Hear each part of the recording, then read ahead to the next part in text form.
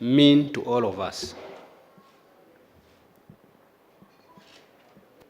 And therefore,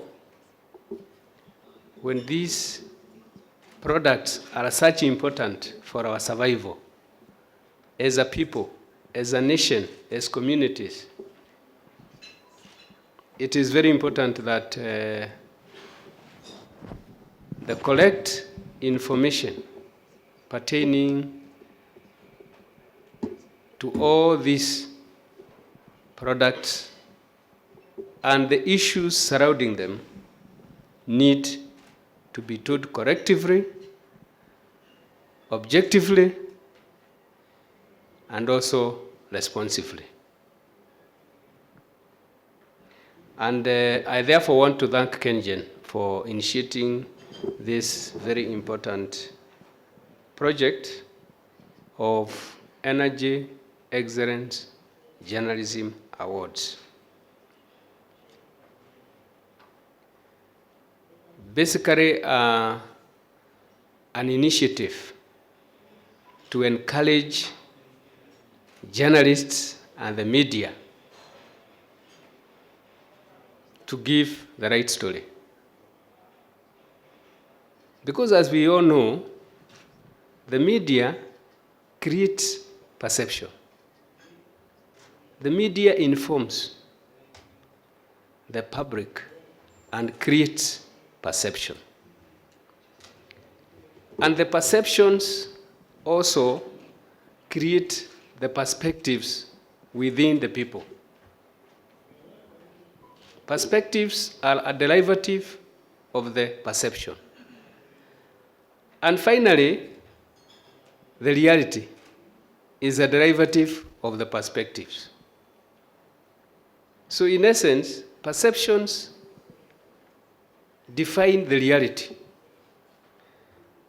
When we talk about a subject in a certain way and keep talking about it, whether it is real or not real, it eventually becomes the reality. And I would request my good friends in the media to sometimes be reflecting and looking at the glass half full, not half empty. You know, we have very good stories. P.S. Adro has highlighted some of the very good stories that we have, including even the falling petroleum prices. But we don't see any story about the falling petroleum prices, and they have really fallen. But we are just waiting. We are just waiting for the prices to start going up and really talk about it. So we need to balance and get the two stories highlighted so that we can also create a nation of hope. You know, if we talk so much about the negative things, we are creating a nation of hopelessness. But we can try and create a nation of hope. And when we create a nation of hope, it is good for all of us. It's good for our children. It's good for ourselves. It motivates all of us. You know, there are times when bad stories are told until people feel like they don't need to be in the offices. They would rather pack up and go. Because they are making efforts, they are trying to do their very best, but the perspectives created is that they are not doing their best. So we need to drum up some good things about our country. We need to give hope to our children, ladies and gentlemen. We need to encourage them. We need to motivate them. We need to show them that there is hope way ahead. And I'm not saying that we don't talk about the negative stories. Sometimes it helps to highlight bad stories because it also helps preemption and prevention. But let's be hopeful also as we give these bad stories. I acknowledge that 19 awards is quite a diverse distribution of all issues pertaining to energy and petroleum. And I would just appeal to the institutions in both sectors to support this program in the same spirit that KenGen has supported this very important program. Because remember we said these two products, they really impact on the lives of Kenyans. They really contribute to the socio-economic development of our country. So let the correct story be told about them, so that that big impact they have on the society will be reported correctly. Where we have challenges, let's highlight those challenges. Let us tell Kenyans to support the programs that we have. Let the communities, wherever they are, support our programs. Whether it is oil which we are drilling, coal, wherever we are drilling, geothermal, whether it is transmission lines that we want to traverse through various places, I think it is important for us to look at what we call the common good of all these developments. How these developments impact on us as a nation. And therefore, I appeal to the media to highlight some of our challenges and go further to appeal to Kenyans to support these programs. Because we cannot develop our nation unless we as communities, we as a people support these programs. KenGen have, I don't know, so many megawatts of steam somewhere, and I don't know when we are going to exploit that steam because of these challenges. KETRACO have got lines incomplete which could transmit power from Okaria to coast and displace what we call the thermal fuels or fossil fueled generators, and therefore reduce the cost, what we call the fuel cost charge. But because of some of the challenges we have, that the lines remain incomplete, we need support of Kenyans, we need support of communities, so that we can be able to develop this nation. And these lines, these investments, whether it's generation, whether it is transmission lines, they are a catalyst. Even when they are close to you, they are a catalyst of development. Like today we talk about being endowed with what we call renewable sources of energy in form of wind, solar, and the closer the transmission line is to these resources, the easier, the more cost-effective, the more feasible that we can exploit these critical natural resources. So, let us all support, collect, objective, and responsive reporting. And this is not just the media alone. The media needs the support of the stakeholders. The media relies on the information that we give them, and sometimes we are shy to give the information to the media, or we are uncooperative, and the media therefore has to report. and they end up reporting incorrectly because they have to gather information from unreliable sources. So we also, as stakeholders, we need to take up the challenge of engaging the media,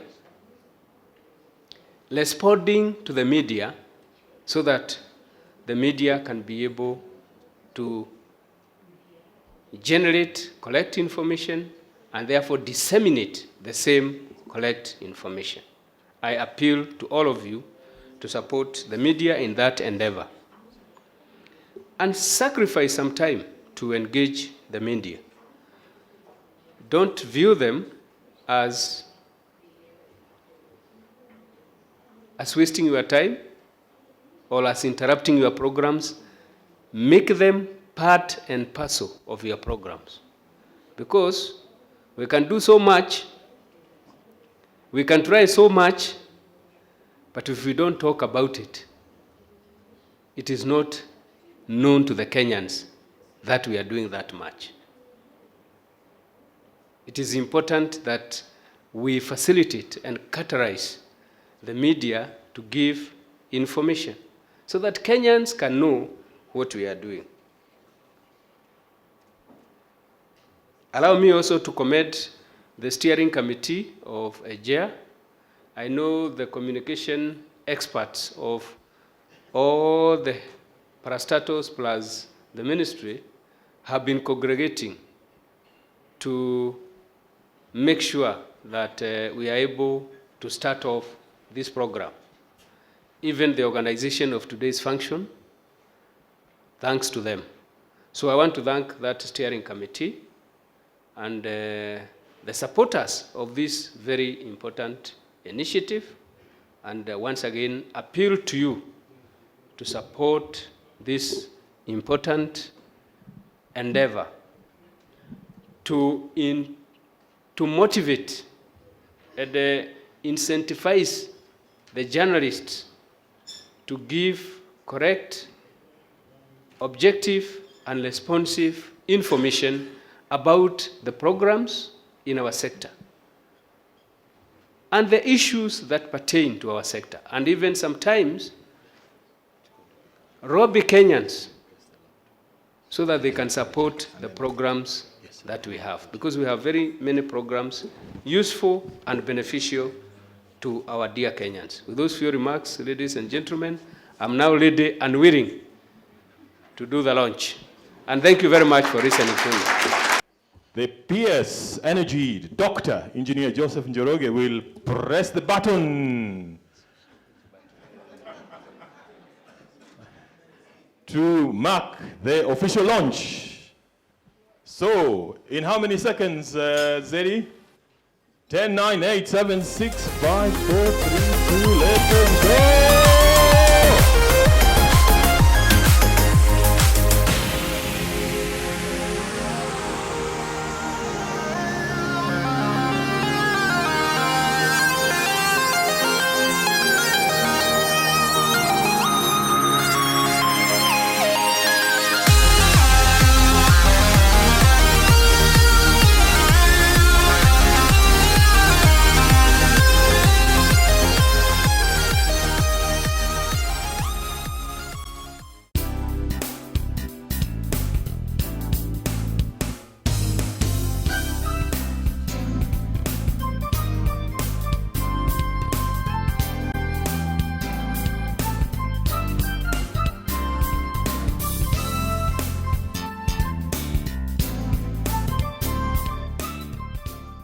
The energy sector is a beehive of activity, very vibrant, with a lot of issues. And I think I know what we've had to do maybe to be here today. So we really appreciate the PSs who are with us, the chair of the various corporations, CEOs, senior management, and all the other people who are present. Thank you very much for coming. Members of the Fourth Estate, we really appreciate you. We know we are partners. I know I get bashed, and the next ritual comes next Monday. And one of the narrative I would like to bring out is the issue of paraffin. I know Andrew did mention a bit about how we would want to look at it in the coming days. And I think the narrative that has been going out there when, for instance, we increase the price of paraffin, the narrative is that we are affecting the poor, that we don't care about them. But I think there is another twist to that issue. And this is the fact that we would all want to improve the quality of life of our people. And those ones who use kerosene in their houses know what that means. When we look at the taxation of paraffin and compare with our neighbors, the bulk of paraffin we believe in this country is actually used for adulteration. That is, either is added to diesel or super petrol because of the differentials in taxation.